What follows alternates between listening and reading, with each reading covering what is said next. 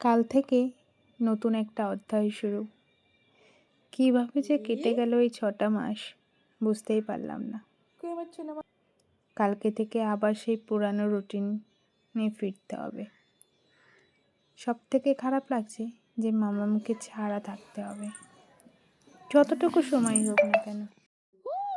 এই ৬টা মাসে যাকে একটা মুহূর্তের জন্য কাজ ছাড়া করতে পারিনি, তাকে ছাড়া এখন ঘন্টার পর ঘন্টা কাটাতে হবে।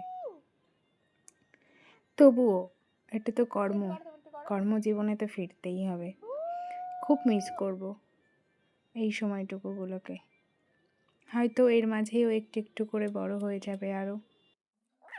আমি জানি যে ও আমার থেকেও ওর দিদুনের কাছে বেশি ভালো থাকে, তবুও আমি তো মা, তাই আমার কাছে এটা আরও একটা নতুন লড়াই। এতদিন কিভাবে দিনগুলো কেটে যাচ্ছিল বুঝতেই পারছিলাম না।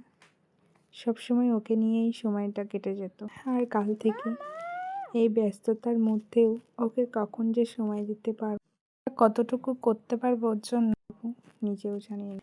আমি জানি আমার গোপাল আর আমার মা সবসময় আমার সহায় আছে, আর আমার বিশ্বাস যে কখনো কিছু খারাপ হবে না। সবাই আশীর্বাদ করো আমার মেয়েটাকে যেন ভালো রাখতে পারি, আর ও যেন ভালো মনের মানুষ হতে পারে জীবনে। এইটুকুই চাও ভগবানের কাছে, আর কিছু চায় না।